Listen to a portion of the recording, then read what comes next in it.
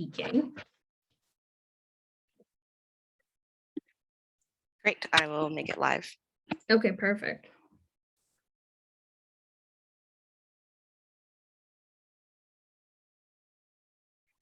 Hello, everyone. Welcome to our first leadership lab in a series that is being supported by TikTok Canada, our lead partner. My name is Anjum Sultana. We're going to start very shortly. So we're just waiting for folks to come on in. I should mention, and you probably will be getting this notification, this is a Zoom webinar and this is being recorded. So as you want to engage in this conversation, please engage with us via the Q&A function. And if you have any questions at all, we have our tech team, our incredible tech team on deck, Kristen and Arissa, so feel free to reach out to them. Their display name has tech support in it, so please do reach out. So we're just waiting a couple moments as we begin. And this is actually the first in a series of 4 leadership labs that we're hosting with incredible support from TikTok Canada. Today, our focus is on youth mental health and well-being. And I encourage you, if you haven't had a chance yet to check it out, check out our report that we did in partnership with YMCA Canada. And you can check it out at preventingthelockdowngeneration.ca. Please take a look at all of the pillars, because as we move forward in this leadership lab series, we'll have more on the different pillars that we've laid out. So without further ado, a warm welcome from the organizing team today. My name is Anjum Sultana, and I'm the National Director of Public Policy and Strategic Communications at YWCA Canada. My pronouns are she, her.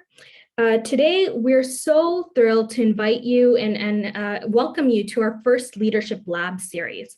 This is an opportunity for you to directly feed into our policy recommendations.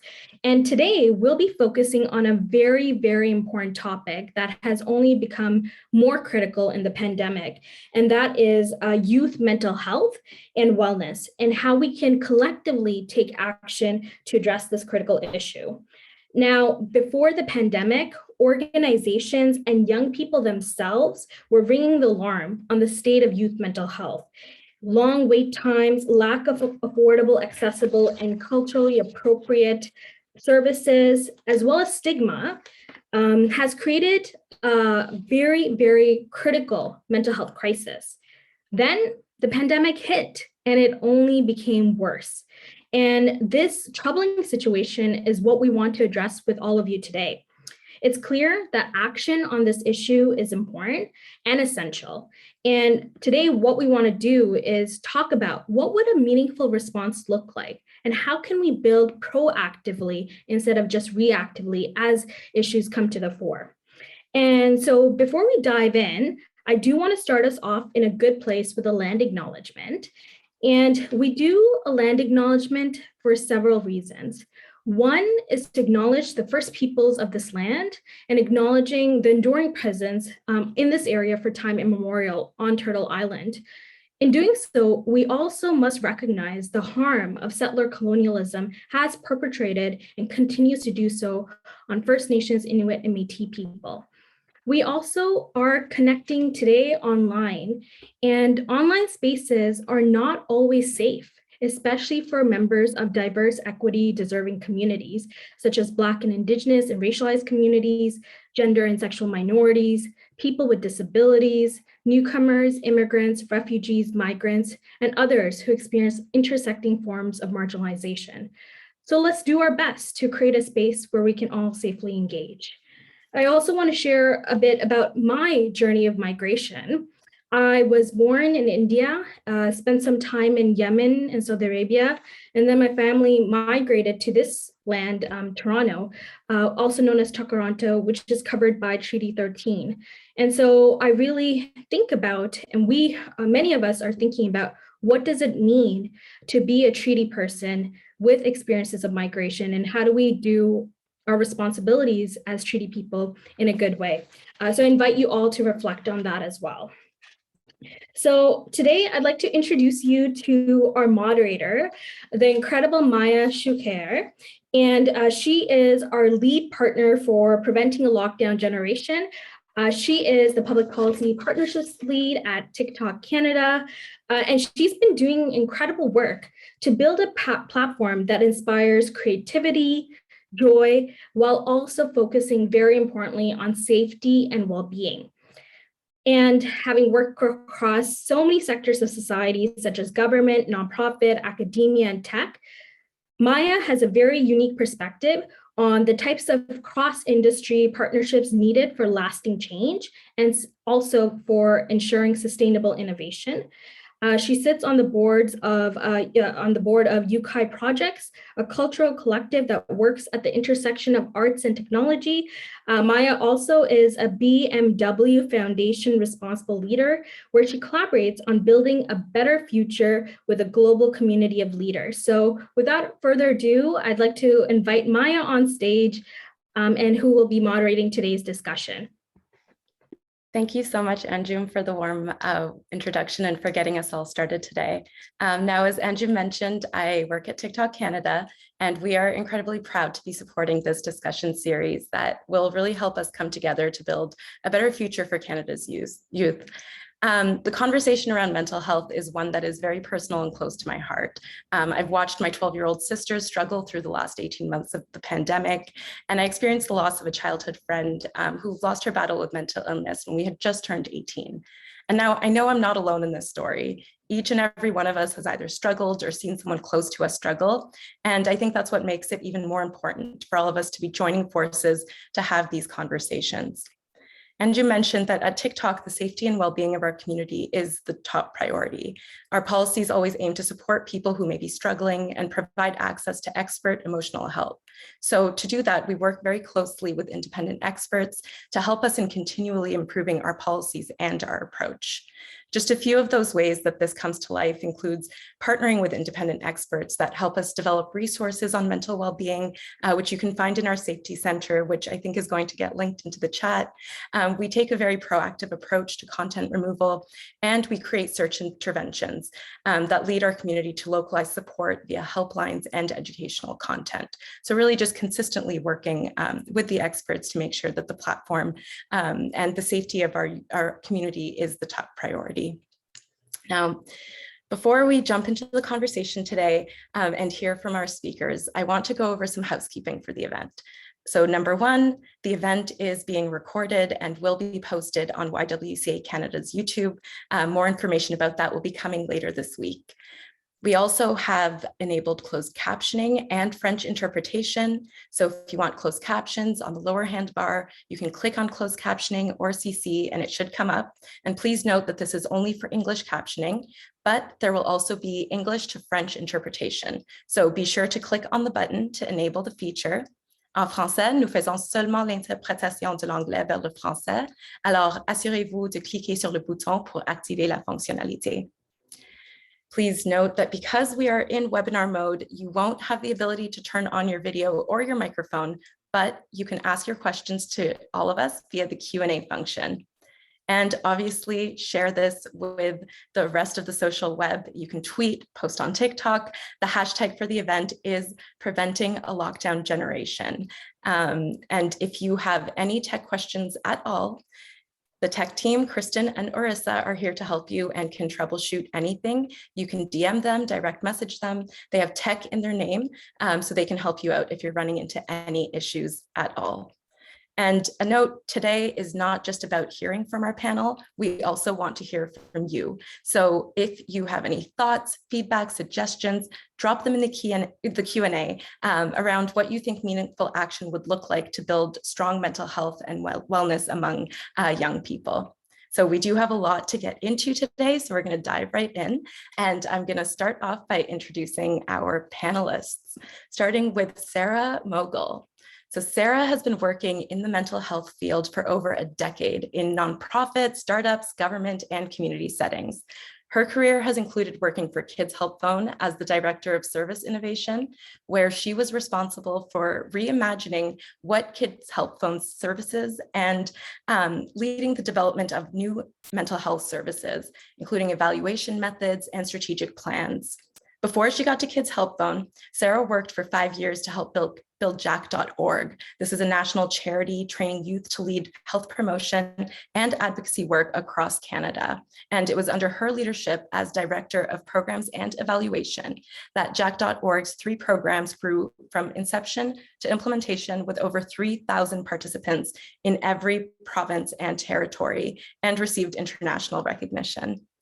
In 2018, Sarah was selected to sit on the technical committee for the National Standard for the Mental Health and Wellbeing of Post-Secondary Students, the very first of its kind.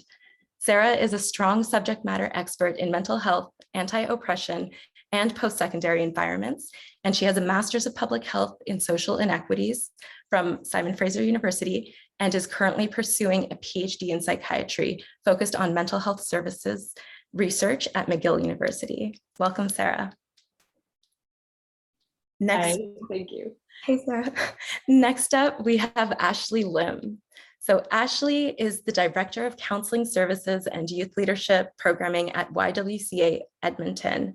Ashley is a registered psychologist with over 15 years of counseling experiences and is passionate about ensuring equitable access to mental health support for all Canadians.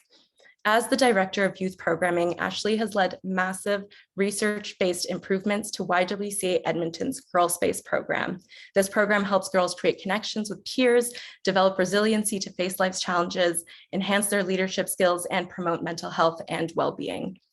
Ashley is an eclectic therapist who utilizes a wide range of therapeutic interventions to help her clients grow, and on the front lines serves as one of YWCA Edmonton's senior psychologists, supporting countless women and families affected by violence, both at YWCA Edmonton and at a first stage women's shelter in Edmonton.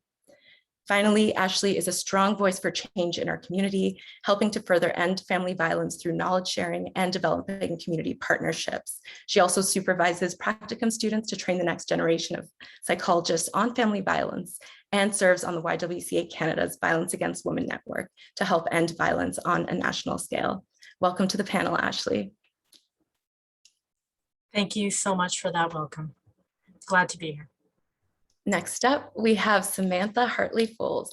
Samantha Hartley-Folz is a General Manager for Community Operations at the YMCA of Greater Vancouver, where she provides her leadership to the Community Health, Mental Wellness, Youth, Employment, and Immigrant Services Department. Sam came to the Y in September 2017 to guide the successful provincial scale-up of YMind, MindFit, and other province-wide community health programs. Before she joined the Y, Sam worked with the BC Alliance for Healthy Living for 10 years, working in prevention and health promotion at the provincial level. Sam believes in the power of strong alliances, and she brings an assets-based mindset, a history of building collaborative partnerships, and a belief in community capacity building to the YMCA. Sam has both a Master's and Bachelor of Arts from the University of Victoria and has worked in the NGO sector for 21 years, focusing on program development, implementation, and scale up. Welcome, Sam. Thanks so much for that intro, Maya. All right, we have quite the panel here with us today. I am so impressed with all of your bios and all of the work that you have done, and I am so excited to dig into this conversation. Starting with a question that I have for Sarah. So Sarah, you've led very innovative youth mental health services and initiatives throughout your career, and you really bring a very unique perspective on what effective interventions need to include. In the Preventing a Lockdown Generation report, one of the key recommendations was to integrate mental health services and available funding to power the services into other human services. So housing, employment, settlement programs, all of those pieces to help us eliminate silos and provide more accessible wraparound services, especially for young people with very complex needs. So given your vantage point, why would you say this approach is needed? What could it look like? And what would the impact of this type of change be for service users? Great, thanks, Maya. Yeah, I was so excited to see that this recommendation was included in the report because it is so so important to think about integration. It's maybe not the coolest thing, but it is just fundamental to everything we're doing right now in the space and what folks are talking about across the country. And I think fundamentally it comes down to the fact that young people don't have one need at a time. You know, when I was at Kids Help Phone, we asked counselors to fill out a report at the end of every call, and they have to check a box on what was talked about in the conversation. And after 31 years of service, you probably could not find a single report where only one box is checked, right? There's a lot going on in incredibly complex lives, and our services do not reflect that. And right now we ask young people to shop around for their housing needs, for their school needs, for their sexual health information, for their mental health needs. And it's incredibly taxing. And I think one thing that we can do to solve that is to better integrate that experience and take that off young people and put it on ourselves as service providers and social services.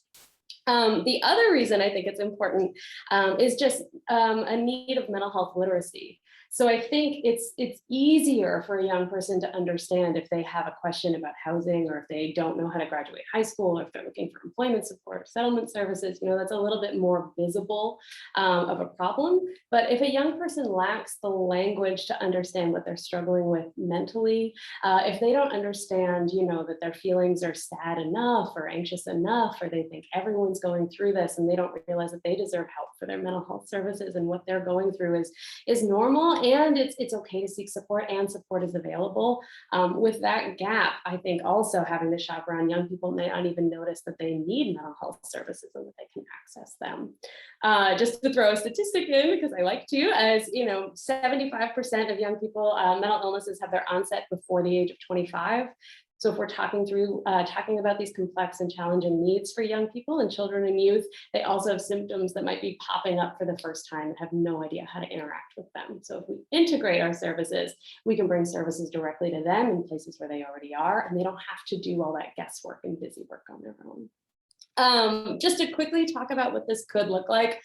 It could look like so many things. It's a really growing piece of academic literature right now is on integrated youth hubs. The research group that I'm part of at McGill in Psychiatry is the Access Open Minds research group, and they're focusing on integrated youth hubs across the country.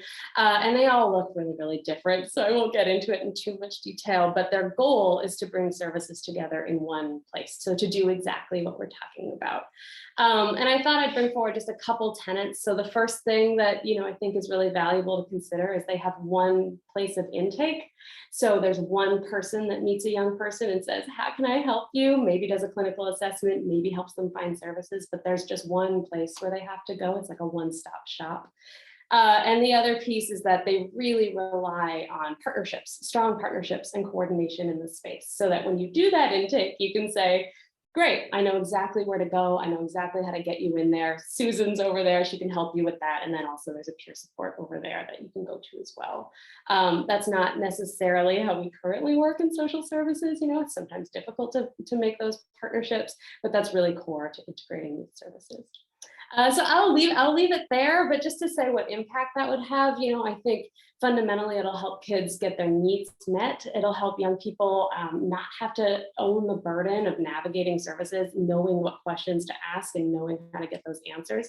And it'll put that burden on us, which is what we should be doing if we aim to support young people. Thank you so much for that, Sarah. I think like that concept of like mental health literacy really stands out and is something that we all are working on, just getting kids to understand, like, what are the words that I use to describe what I'm feeling? Thank you so much, Sarah. Now, I have a question for Ashley next. So Ashley, both before and during the pandemic, you've been leading mental health services at the YWCA Edmonton and making sure that the services really reflect the needs of your community.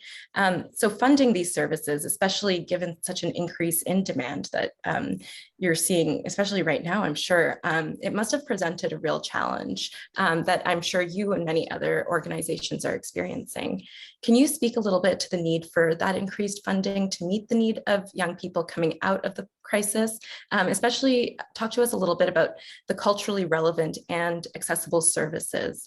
And if that funding materialized, what would it empower you to do? This is an amazing question. And I'm telling the panelists earlier, I could probably speak for a long period of time on this question. So I'm going to try to keep it as brief as I can. In light of the pandemic, funding opportunities for programs aimed at young people and youth is more critical now than ever. The pandemic has reaffirmed and deepened the mental health crisis that is affecting our communities. This has only amplified concerns around young people's mental health and well-being as they face growing systemic racism and discrimination, and often through the spread of what we see as the toxic aspects of social media.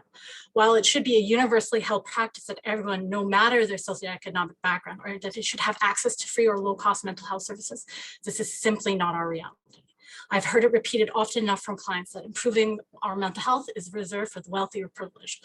While this might be a joke to some, we know the debilitating truth of those words. This truth is even more present when it comes to supporting various Black, Indigenous, sexual and gender minorities and other marginalized communities.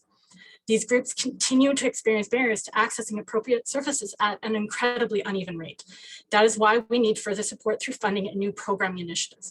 When we look towards how we can better support young people, especially those in those communities, we need to take into consideration some of the following.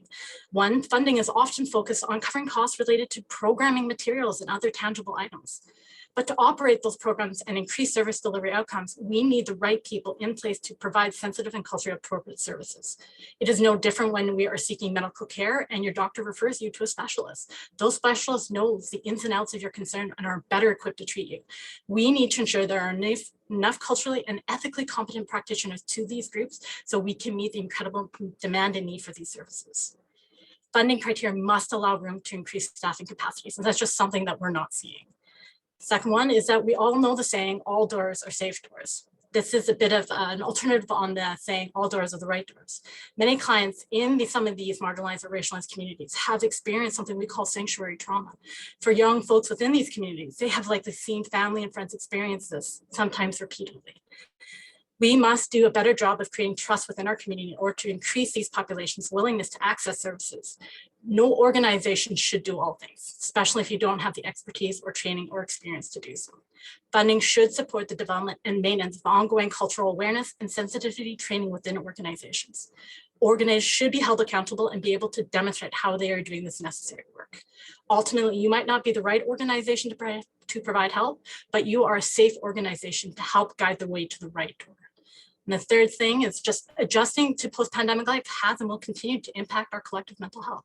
Research on the psychological effects of natural disasters indicates that we could expect up to 2 years or more of severe mental health outcomes once the COVID-19 pandemic has been declared over.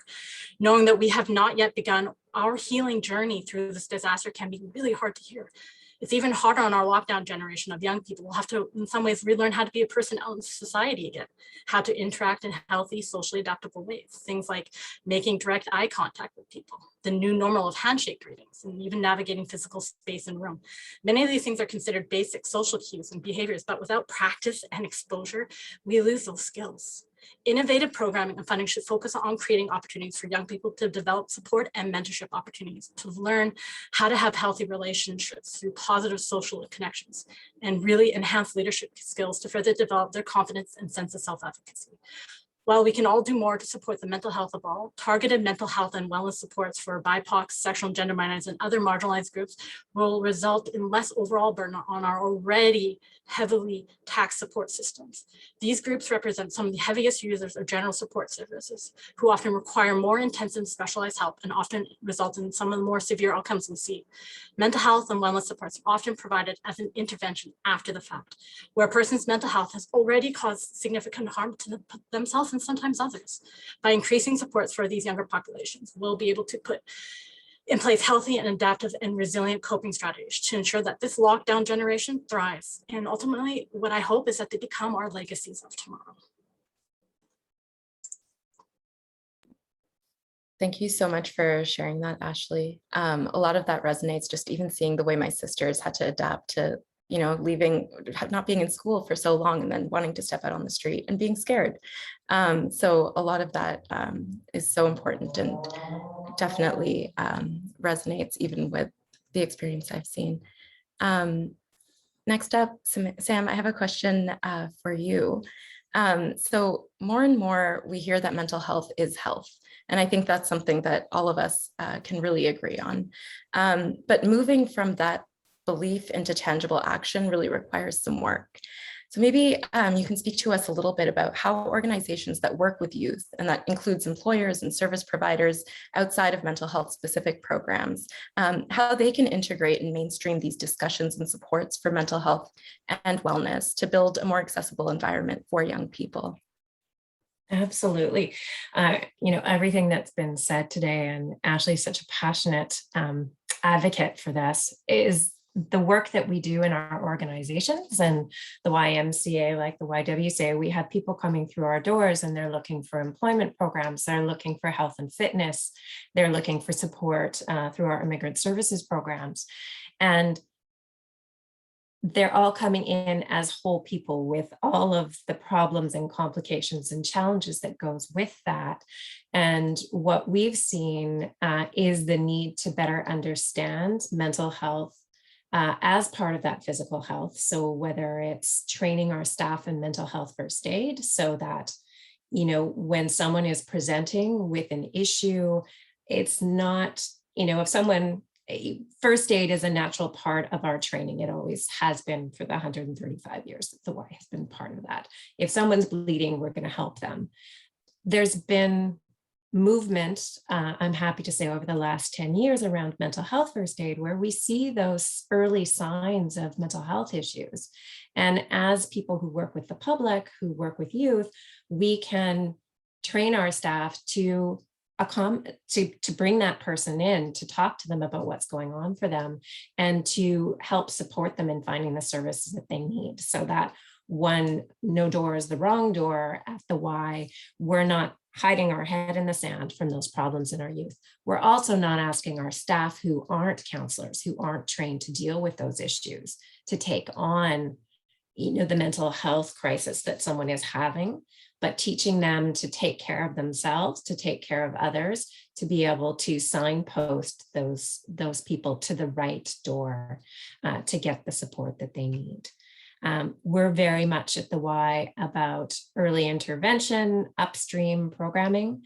We work with youth through our mental health programs in that mild to moderate range to try and skill build, to build resilience, to give those youth the tools they need to better work through their anxiety or their depression symptoms, to stop them from getting to that crisis point. So I think all of those pieces around our communities is, how do we support youth that we see in front of us, regardless of how they come through our doors, to get the supports that they need. Integrated services are fantastic. They're slowly building. I'm happy to say BC has a really strong network, which is called Foundry, around those integrated youth centers. We're all looking at those models to say, how do we do this better? In our employment programs at Y of Greater Vancouver, we have a program targeted to those experiencing issues with their mental health that provides access to mental health supports, as well as the traditional employment skills of resume writing, handshakes, all those pieces, because we know it's not enough just to provide the employment skills when those underlying issues are really what's constraining youth from finding their voice, from finding their place that they want to be lodged in. So mental health first aid is a basic training point to ensure that welcome when people come through our doors, whether they're virtual or in person, that our staff, our participants, our volunteers are getting what they need. Thank you so much for that, Sam. Now we've had such insightful pieces to reflect on right now.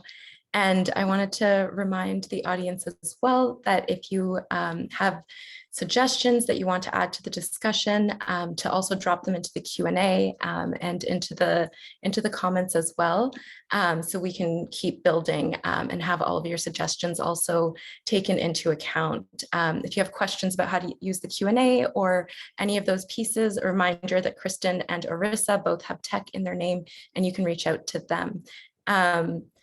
Now, I know that I have a question for the group right now, and it's around one of the recommendations that was published in the report. So this is to all three of you, and it was to establish and invest in a youth mental health recovery program. So something with clearly defined goals, something that's defined and informed by young people, that focuses on targeted investments and interventions to make sure that we're promoting positive mental health and well-being for young people across Canada as part of the COVID-19 recovery. So to each of you, and maybe we'll start with you, Sarah, and then Ashley, and then Sam. What would you include in a plan like this, and why? And what would you say some of the key components need to be to ensure its effectiveness? And I would say to the audience as well, if you wanted to drop in some of these comments into the Q&A for what you think this would look like, that would be great to hear your thoughts as well. But right now I'll pass it over to Sarah to share. Sure. I have two things that I've prepared here on my notebook. But I have two things that I was thinking for this question. And the first one is sort of broader, but I think one thing that it should really include is, I love that it says the goals are informed by young people, like directly in the wording. But I think something that mandates or necessitates or incentivizes ongoing youth and family engagement. So I think sometimes it's one and done. It's like making the recommendations at the beginning or setting up a youth advisory board or something, but then not giving them any real power or making that metrics that are seen throughout or constant ongoing engagement to really shape programs, see how they're lying on or see how they're existing on the ground, or see what's happening, and then also to be able to guide ongoing recommendations. That would be my first one. So embedding that in the whole plan. And then I would just go back and reiterate mental health literacy. But I just wanted to say, I said it for young people in my first answer, but I want to say it for any youth serving folks. So that's service providers, it's educators, it's all of anyone who works with young people. I think the example that we set when we work with young people, if we balk at conversations around suicide or addiction or harder subjects because it's not our subject matter, I think it makes sense that it's scary to talk about some of these things if you're not a trained clinician or not a trained counselor. But if we're afraid to talk about it, a young person, it's what they're going through in their day-to-day life, and we have to be able to respond. We have to be able to refer, and we have to be able to not respond with any kind of shame. So I would not say that everyone needs to become a counselor or a mental health service provider or a therapist. That's of course absurd. There are professionals for that, but in our work with young people, we have to be able to normalize conversations, be an example that these are okay to talk about. If it's happening for them, it's important, and we need to be able to refer without shame or discrimination. So mental health literacy for everybody is the recommendation. Thank you for that, Sarah. And Ashley, I would love to hear your thoughts on what a plan like this would look like. So really great points, Sarah. The two things that I would add to this type of plan is a lot of what we're already doing is really great work to help reduce and end the stigma around mental health. But I think we can all agree it is still very, very present and alive in our society and in the communities in which we live. I can't tell you how many times I have worked with a youth and the parent somewhat dismissive of the mental health concerns that are coming up, and having to learn how to help them bridge that gap in understanding of the impacts of what their child or youth is saying, and for them to take it seriously. I know for many that is almost become like a fad to have some of these diagnoses, but we've got to really end the stigma, but not only talking about what is happening in our lives and how we're feeling, but also acknowledging that we all have mental health issues, that it is not a bad thing to talk about, and it is real. And the other thing I think I could talk on my podium all day long is around we need to increase access to services. Wait times is an issue across this country, and we simply just need to increase what available resources there are for youth. So when they come to our door, it's not a multi-month wait process. I do believe that there's a bit of a window, a critical window of time from when they reach out to help for when they get that support, for that support to be effective. And we need to increase that window of opportunity.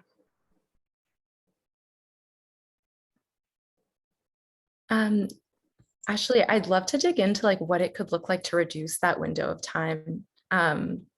If you have experience with that or have suggestions even. There are a few ways to kind of combat this window. Ultimately, there are times when clients come to your door and they might not be an appropriate fit for your agency or for the services you provide, but having them wait on that wait list for an intake many months down the road, in that time when they've reached out, we could be referring them to a different organization that could better meet their needs. So having navigators, intake workers to help support and bring down that time, so we're able to triage services at a faster rate. Can I also answer your question? I would just say a thing that we were focusing a lot at Kids Help Phone was reducing our wait time. And we were relying a lot on literature on the concept of stepped care, which is a lot of different things. But I think the main point there is mental health services aren't homogenous. There's a bunch of different types and they can be offered at different intensities. And a way that we were working to reduce our wait time was offering more mental health services for different needs and helping young people find what they need in different moments. So having tools for building coping skills and resilience is something you can offer, providing peer support, providing group chats, providing group therapies, providing single session therapy, and then also opening opportunities for multi-session and for more complex needs. So instead of creating an incredibly long line for your most intensive services that take up a lot of counselor time, you can help offer things to people who may not need this very intensive mental health service, but may benefit from something like ICBT or peer support or a single session or something a little bit lighter from an administrative perspective, but also just as effective for a young person in that moment. I want to completely echo that. Just like our mental health is a spectrum of, it's not like we're mentally healthy or we're not. It's one day we're feeling this way and one day we're feeling another. And one support that may be appropriate when I'm feeling at that crisis point is not what I need when I'm feeling some somewhat natural anxiety levels around public speaking or what have you, and understanding, that mental health literacy, the basics of I'm feeling anxious today is not immediately I have anxiety and I need to go to, to that full point. It's increasing the understanding in our schools, in our post-secondary institutions, when we talk about mental health, that we are talking about a spectrum and that there's different stepped care, different levels, different places to go based on that. And the more that all of us can partner and better understand what others are doing in their work, that navigator, piece that Ashley mentioned is fantastic around, I can't help you. That's not the service that we provide, but we're referring out to these organizations that do that.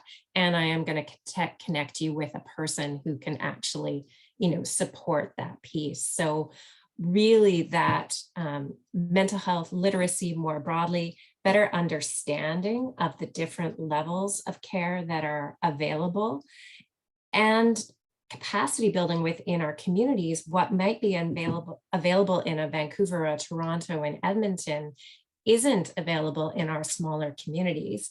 And to some extent, with COVID, a lot of our services have moved virtual. We're able to provide services in a different way to reach those folks, but it's also about capacity building within the staff that are available in those communities and working with them to share out rather than, some of our curriculum, some of our models of work, so that those smaller communities aren't reinventing the wheel, or that one person, who's at that smaller organization isn't looking for that we're reaching out to others to share what's going on more broadly.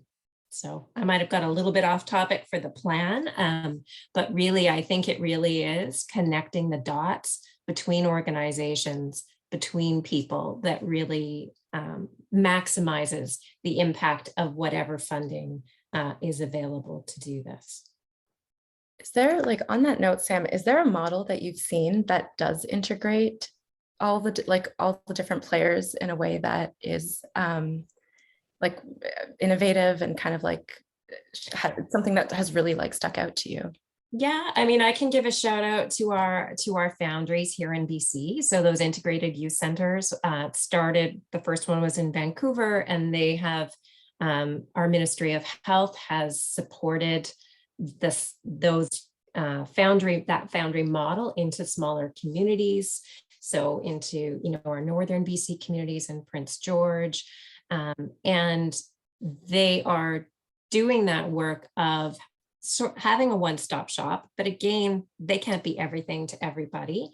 And they do work with other organizations in their communities, again, to be able to refer out, because Foundry is more in that stepped model of a step one. It is still that early intervention piece. And so they do a good job of connecting out to those other pieces. Is it perfect? No, but there's a real intentionality there. And I know that, they're sharing what's happening with that model in BC out further. And it's one that started in Australia. We're, again, those connection points, people are seeing a great idea, figuring out how to adjust it to the context where they are in their communities and adjusting. And all of those centers are really focused on partnerships from the outset, supporting those one-stop shop physical locations. Okay. And I think that speaks to also Samantha Nixon's question about, she asked, following up with Sam's comment about triaging health services for youth, the one called one-click model in Ontario seems to work like this. So that example, she asked, how do you see other provinces adopting this same sort of health model for youth mental health? And the BC one seems to be a great example. So I hope that answered your question, Samantha. Now I'm gonna jump into the Q&A a little bit because we have some time, and then we'll jump in and see some of the suggestions also that some of the audience members shared. This question is from Rakesh Lakhani, and it's related to having community input to drive programs, services in this current environment. So less direct access within the communities or face-to-face time. How can we ensure that we are reaching communities that we really need to hear from?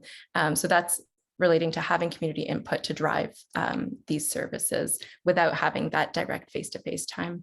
I don't know, Sarah, Ashley, or Sam, if you had anything to add to that. I have found that this has been a bit of a unique question to answer, especially in light of the fact that we're pretty much all working remotely. This ability to engage remote with clients has in many ways opened up a lot of opportunities for access to services. I know in this past year myself, I have been engaging with a lot more rural communities than I ever did before, because we were able to pivot and bring on some new technologies that allowed us to engage with these individuals. However, at the same time, it also increased the disparity between those people with the resources to engage with, their digital devices and to connect with their service providers. There are many people who don't, and they do not have the same level of internet service. And so that ability to have that crisp and clear connection. So I feel like it's been a bit of a double-edged sword. Though it's increased the accessibility, it has also created a further awareness and divide between those who do have it and those who don't. So I think, again, recognizing what are some of those rural community needs. And, it is not a one, fits all solution, but really working with some of those main community supports in those rural communities. And it is about partnerships and growing those connections so you can leverage one another to be able to pivot and provide those supports as needed. One person might have something and might have the missing pieces, and together, that's where some of the magic of community supports is coming from. And I'm going to ask this because I love examples, but Ashley, would you have an example of a partnership model that's really worked in this regard that you are either looking at as an innovative model or wish that you could kind of adapt or that you're adapting right now? This is coming a little bit from the college under which I am registered, but during the pandemic, our college worked with other entities across Canada to flex some of our legislation. So we knew that some people were in different provinces when lockdowns came into place. And in order to ensure that services there was no disconnection or disruption in services, we were able to flex some of those legislations to ensure that we were providing support. For instance, supporting some of our YWCA staff up in Nunavut. We were able to do that due to some of that flexibility. And I know that guidelines and health protocols are incredibly important in order to provide ethical and competent services. But at some times in the middle of crisis, we have to learn how to be a bit more flexible. Thank you for sharing that. Now, the next question is also for you, Ashley. It's from Atifa Hasham, and it's about social media. So for a lot of young people, especially since the start of the pandemic, the networking all happens online and through social media. So with some of the things that come out of social media, whether it's unhealthy or toxic behaviors, what do you think youth programming can do to address any negative effects as youth continue to come together online? I know I have a ton of answers, but and examples of what we're doing, but Ashley, I'd love for you to answer this. Great. I was actually getting ready to answer in the type, but that's great that we're answering this one live. Very similar to what Sarah has been mentioning about mental health literacy. There needs to be a lot more around social media literacy. And we've all heard about the impact of fake news, especially over the last 2 years, and helping youth to really understand that at the most fundamental level, what they're seeing, is it a true reflection? But there's also the other flip side to that. They don't just live in the digital realm. We have to be able to provide opportunities for healthy connections in real life. Those connections, and we know a lot of the research that as long as we have 1 to 2 to 3 close supports, we are able to better adapt and we feel more supported. And we need to make sure that youth are having the opportunities to create those deeper connections. And unfortunately, a lot of times through, connecting over social media or their devices, that ability to feel that connection is a lot different than when they're in person. So we need to find a way to balance out the scales versus it all being online. We need to find ways to give them the opportunities to develop those connections in real life. And it's also about helping youth learn how to have a healthy social connection. What does it mean for active listening? What does it mean to be unconditional, positive regard and supportive? Like, what does that really mean? And I feel like that is a conversation that isn't necessarily being had at the level we need to have it at. Yeah, thank you for sharing that. I worked at Media Smarts before years ago, and it was all about digital literacy. Media Smarts is one of our partners. And I have to say this Media Literacy Week is coming up at the end of the month because I hosted it for so many years. But it really is those good digital citizenship, really instilling that. And also, I know that you host Girl Space, which kind of brings that good citizenship model to the real world. And so seeing those two connect. I don't know, Sarah or Sam, if you have anything else that you'd want to add to that, or I can move on. We have some more questions in the chat as well. Okay, I'll go over it. Samantha Nixon. So this one is about while organizations are increasingly recognizing mental health challenges and providing support, as a new youth employee, it's often hard to take advantage of these services and to put your mental health and well-being first when you're in a precarious position and working to prove yourself in your position. Do any of you have tips on how the organization can help overcome this, and how youth can be more confident in prioritizing their mental health? I can start if that's okay. Let's jump in. I think, yes, I think for this question, I would put the ownership on leadership to set a good example. I think I've worked in scenarios like in nonprofits, we're often resource scrapped, we're running really quickly. But I think it's not good if you say your mental health is important. You have all of these resources, and then simultaneously you're sending emails in the middle of the night and on weekends and saying, drop everything, we have this huge grant, which I think we're all guilty of. And it makes it incredibly hard for new employees to both struggle and be like, I want to prove myself and I want to match this tone, but I also want to set boundaries and respect my own mental health and take care of myself. So I do think a lot of it is on leadership to example set and say mental health is important and we are setting boundaries and we are avoiding burnout in all of these ways, and to practice what they preach.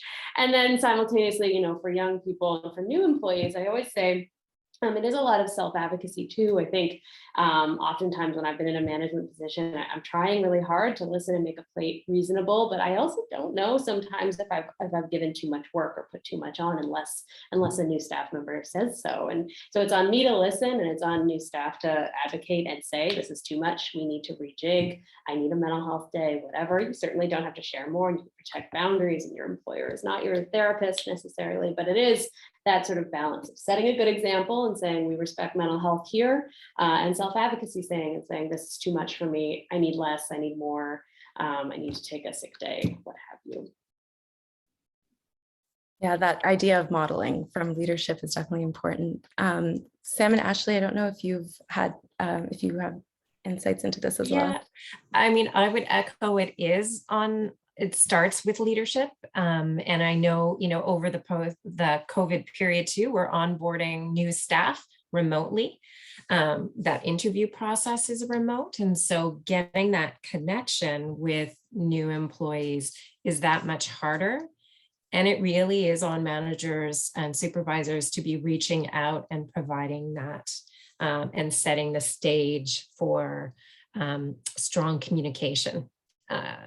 It's not perfect. Again, it takes work, but it's something that's worth investing in. And, it's hard to find, strong employees. And once you found them, it's on you to make sure that you're connecting with them and that they're staying with you.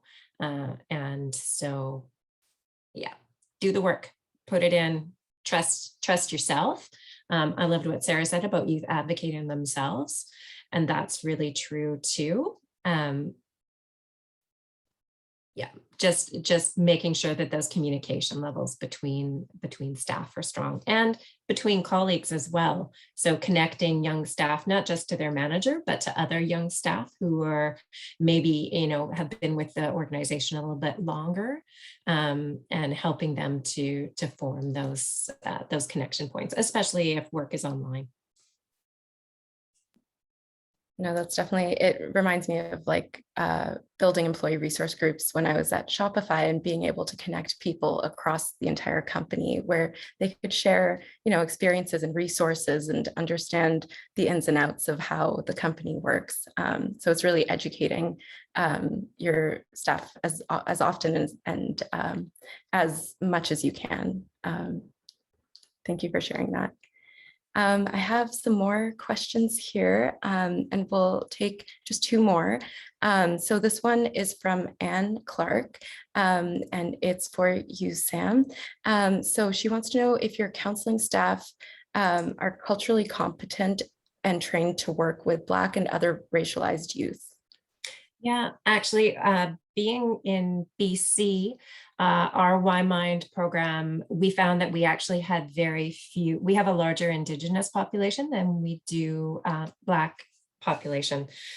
We looked at the demographics of our programs and found that we had very few Indigenous identifying participants. And so we did do a formal Indigenous cultural adaptation, working with an Indigenous consultant and advisory, and then piloted that program with 25 Indigenous serving organizations in different parts of the province, got their feedback, reworked it, and took those pieces and learnings around protocol, around land acknowledgement, around just the history of, that we're all trying to learn around reconciliation and what happened in our residential school systems. And that happens today, continues to happen today, and incorporated that as a full piece in our training for new facilitators, and we work in partnership. So we do a train the trainer model, which is how we got such rich feedback from our Indigenous communities. And it's those relationships, those partnerships that have really contributed to our understanding. Would love to do it for other cultural populations. And as we grow the program, are looking at going outside of BC to do that, how we incorporate that, make sure that not just that people feel welcomed in our programs, but they feel seen, and that what we're doing, whether it's our evaluation pieces, it's our delivery of curriculum, it's putting those youth together, that we're taking those different cultural aspects into account. So not perfect, working on it, and would love to do more of that. So thanks, Anne, for that question. Thank you. Now, one last question before we wrap things up, and this is from Randy Thornhill. And it's asking, given the limited capacity for professional support, so therapy and counseling, how can we leverage the natural supports in community to build mental health as opposed to impacting mental disability or distress? I don't know if Ashley, Sarah, or Sam, if someone wants to respond to that quickly, and then. It's a really great question, Randy. Thank you so much for asking that.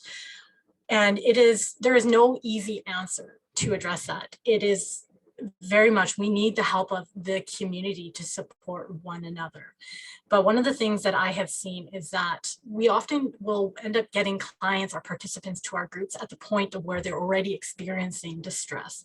We need to be able to take that step back and look at more of that preventative intervention model, getting them where they're at when they're at the point of crisis or when they need help, and not after the fact. So one of the things that I think is really helpful is working with our, especially when we think about young populations, where are they currently located in the community, and ensuring that those places, those hot hubs of where they are at, have resources in place. So whether or not it is referrals out or in-house supports, that they're already there. So for instance, take examples, the school boards, and they have really stepped up, I think, in having support workers in place, mental health practitioners as well, and having those things readily available that students know that they can access is one really, really great way where we can move from that intervention to more of that preventative model. But as I said, there is really no great answer in how we do this, but ultimately we need to come together as a community and find where our resources are at, and either share them or find ways of leveraging them to fill those gaps. Thank you for that, Ashley. Now, before I pass it over to Andrew, I just want to say thank you so much, Sarah, Ashley, Sam, for taking part in this discussion. I think like some of the pieces that really stood out to me are the importance of mental health literacy, the importance of these partnerships that we need to be building, really providing integrated supports and services, and making sure that we are providing services and supports that are culturally relevant, and targeting populations that are marginalized and don't often have access to the supports either. But this has been such a great discussion, and I'm so honored to have gotten to share the stage with all three of you. And I would love to pass it over to Anjum to wrap up. And again, Aniska and Anjum, thank you so much for hosting me as well. Absolutely. And honestly, I could listen to all of you speak all day. And I'm glad that we had the chance to hear your insights and also learn about your expertise.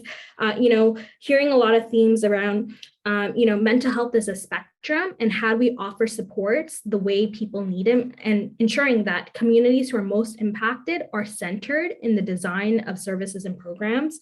The conversation that I heard around mental health is health, and talking about mental health first aid. And we don't all have to be mental health professionals, but we need to have a fluency and literacy, and thinking about how do we build that into our work, because every door can be the right door or the safe door, as was discussed here. And also, I am always excited to hear about different approaches across the country in that pan-Canadian perspective. So thank you so much, Sam, for sharing the BC example, also hearing from Edmonton and some of the work that's happening there. And so this is the first of, a series of leadership labs that we're hoping to have. And we also want to encourage folks afterwards, we're going to be sending out a follow-up note. We'll also provide a link for people to continue to input. And this is how we make our policy recommendations inclusive. This is how we ensure that policy recommendations that we're putting forward are actually being modified and considered in real time, because like every day is different, every single day in this pandemic is also different. So new and emerging challenges and needs are going to arise. And that's what we're hoping to do with this Leadership Lab series. Thank you again, Maya, for this incredible conversation and sharing your expertise as well. Sarah, Ashley, and Sam, much appreciation. Our next event is actually going to be about economic prosperity and how do we build economic equitable futures. So the next Leadership Lab is happening in November. So we'll be sure to share that information with everyone. I also want to say our good friends at YMCA Canada, who we partnered with for the Preventing a Lockdown Generation report, they let us know about an awesome event that's happening on October 10th, which is World Mental Health Day. It is a youth-led solutions lab, mental health and well-being summit. So we're putting the link in the chat, but this is a great place for young people to learn, connect, and be inspired to own their own well-being and the well-being of the world front and center. So if people want to register for that event, we put the link in the chat. And this is also an opportunity to connect with the global community around issues impacting young people. So we definitely encourage you to check that out. So I want to, just say thank you again to our speakers here today. We also want to thank the entire team at YWCA Canada that made this possible, my colleague Aniska, our colleagues Hamzia, our CEO Maya Roy. And we also want to thank the folks behind the scenes, our tech team, Kristen Stowe and Arissa Meyrink, as well as our fantastic team of interpreters, Marriott Linda Benoit and Michael Jackson. So with that, thank you again. And we look forward to continuing the conversation, because we know every single conversation gets us to that better and more inclusive future. So thank you again.